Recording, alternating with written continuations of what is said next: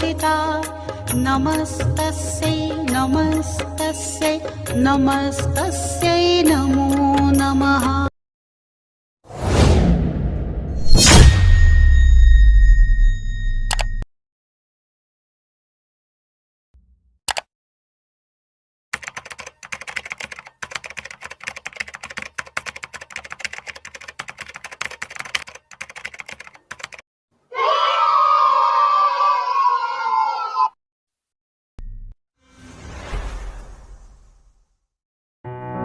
एक बार एक मंत्री सभा में सभी लोगों से एक सवाल पूछता है। किसी नगर में एक गरीब आदमी रहता था जिसके पास सिर्फ एक हथिनी थी। वह उस हथिनी को पूरे नगर में घुमाता फिराता रहता था और नगरवासी भी उस हथिनी को कुछ ना तो कुछ खाने को देते रहते थे। उनका कोई ठिकाना नहीं था। जहाँ रात होती वहाँ डेरा जमा लेते थे। एक समय आया जब वह हथिनी बच्चे को जन्म देने वाली थी। एक दिन हमेशा की तरह उन्होंने एक जगह जब डेरा जमा लिया तब उस दिन रात को भारी बरसात हुई। सुबह जब हुई तब हथिनी गायब थी। वह आदमी परेशान हो गया। ढूंढते ढूंढते शाम हो गई। फिर उसने देखा कि उसकी हथिनी सीमा पार करके पड़ोसी राज्य में पहुंच गई है और उसने एक बच्चे को जन्म भी दे दिया है। जब वह आदमी उस हथिनी और बच्चे को लेने जाता है तब वहां के लोग उस बच्चे पर अपना हक जमाने लगते हैं और कहते हैं तुम भले ही इस हथिनी को ले जाओ लेकिन यह बच्चा हमारे राज्य में पैदा हुआ है इसलिए यह हमारा होगा। उस आदमी के राज्य के लोग भी वहां पहुंच जाते हैं। वे भी यही कहते हैं कि यह बच्चा हमारे राज्य में ही रहेगा। तो बताइए आप लोग वह बच्चा किसका होगा?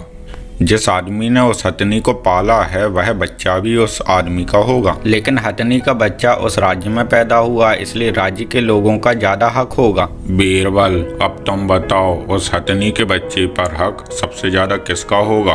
हुजूर वह बच्चा ना उस आदमी का होगा और ना ही पड़ोसी राज्य का। किसी भी बच्चे पर हक सबसे पहले उसकी माँ का होता है इसलिए सबसे ज्यादा हक केवल हथिनी का होगा और हथिनी उस बच्चे को लेकर उस आदमी के साथ चली जाएगी।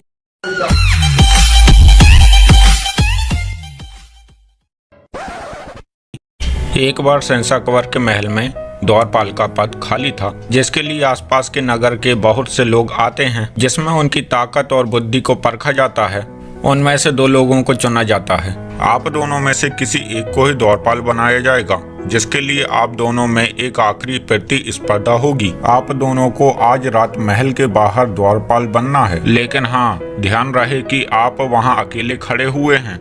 आप दोनों को एक दूसरे से बात नहीं करनी है और आप दोनों को एक एक बिगुल और एक भाला दे दिया जाएगा ताकि कोई खतरा महसूस होने पर आप महल के अन्य सभी सैनिकों को सूचित कर सकें।